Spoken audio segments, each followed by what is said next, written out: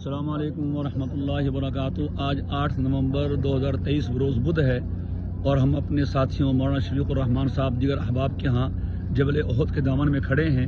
یہ جو سامنے پہاڑ نظر آ رہا ہے جبل احد ہے، جو اس کے نیچے جنگلہ ہے، یہاں غزوہ احد ہوا تھا اور یہاں مسلمانوں کی فوج تھی، اور جو سامنے چھوٹی پہاڑی ایسے جبل الرمات کہتے ہیں۔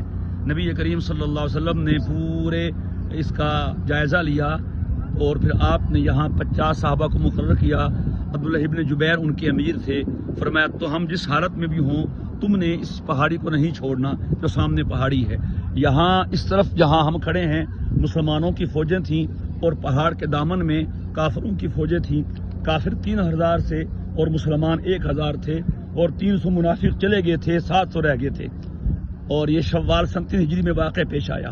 اللہ نے مسلمانوں کو کامیابی سے نوازا اور مشرکوں کی فوجیں پہاڑ کے دامن سے واپس یوں آ رہی تھیں۔ یہ مسجد کے پیچھے سے یہ رستہ ہے، وہ شکست کھا کے واپس جا رہے تھے، یہاں سے گزر رہے تھے تو خالد بن ولید جو بھی مسلمان نہیں ہوئے تھے انہوں نے دیکھا کہ یہ رستہ خالی ہے، تو یہاں پر جب مسلمانوں کو فتح ہوئی تو 50 لوگوں میں اختلاف ہو گیا، 40 لوگ نیچے آ گئے، 10 وہاں رہ گئے، تو خالد بن ولید نے ان کو شہید کیا اور یہ جگہ خالی پا کے پیچھے سے حملہ آور ہوئے، اور آگے سے جو کافر جا رہے تھے وہ واپس پلٹے۔ اب مسلمان دونوں کے نرغے میں آگے سے جو کافر تھے جو بھاگ رہے تھے وہ واپس آ گئے، اور پیچھے سے جانے والے کافر وہ آگے، مسلمان اس دائرے میں بیچ میں آ گئے، اور مسلمانوں کی تلواریں مسلمانوں پہ چلنے لگی۔ حالات بالکل بدل گئے۔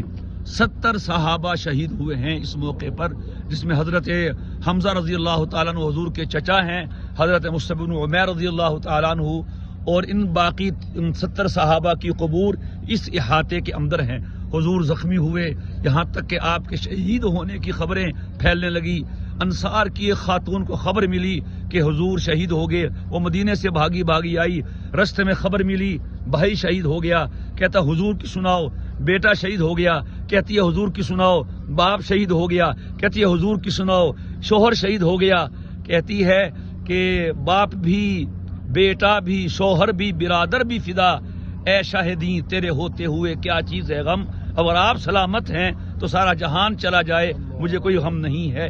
یہ غزوہ احد کا تھوڑا سا پس منظر ہے۔ اللہ تعالی ہمیں بھی یہاں کے شہدائے احد کی برکت سے جذبہ ایمانی عطا فرمائے، برکت عطا فرمائے، اور ہم سے بھی اللہ تعالی خوب ختم نبوت کا اور دین کی اشاعت کا، دعوت کا، دین پھیلانے کا اور دین پہ عمل کرنے کا، احیاء سنت کا کام لے۔